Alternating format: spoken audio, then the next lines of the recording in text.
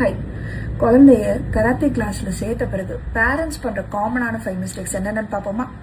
Mistake number 1, அட்டண்டன்ஸை சீரியஸா எடுத்துக்காம இருக்கிறது. கராத்தே கிளாஸ் சேர்ந்த புதுசுல 100% அட்டண்டன்ஸ் மெயின்டைன் பண்ணிட்டு அப்புறம் அடிக்கடி ஸ்லோவா அவங்க அடிக்கடி லீவ் போட்டாங்கன்னா அதை என்கரேஜ் பண்ணாதீங்க. மிஸ்டேக் நம்பர் 2, பெல்ட் வாங்கினா போதும்பா அப்படின்னு நினைக்காதீங்க. பெல்ட் கராத்தேல ஒரு அச்சீவ்மெண்ட் தான், பட் அதை தாண்டி டிசிப்ளின், ஃபோக்கஸ், செல்ஃப் கண்ட்ரோல் அதெல்லாம் இம்ப்ரூவ் ஆயிருக்கான்னு செக் பண்ணுங்க. மிஸ்டேக் நம்பர் 3, உங்க குழந்தைய இன்னொரு குழந்தையோட கம்பேர் பண்ணாதீங்க. ஹே, அவன் பிளாக் பெல்ட் வாங்கிட்டான், நீ இன்னும் ப்ரௌன் பெல்ட்ல இருக்க, இப்படிலாம் சொல்லாதீங்க. ஒரு குழந்தையோட லேர்னிங் ஸ்டைலும் ஸ்பீடும் டிஃப்ரெண்டா இருக்கும். மிஸ்டேக் நம்பர் 4, வெரி இம்பார்ட்டன்ட், வீட்டில் கராத்தே ப்ராக்டிஸ் பண்ணுன்னு ஒரு பேரண்டா நீங்க சொல்லாம இருக்கிறது.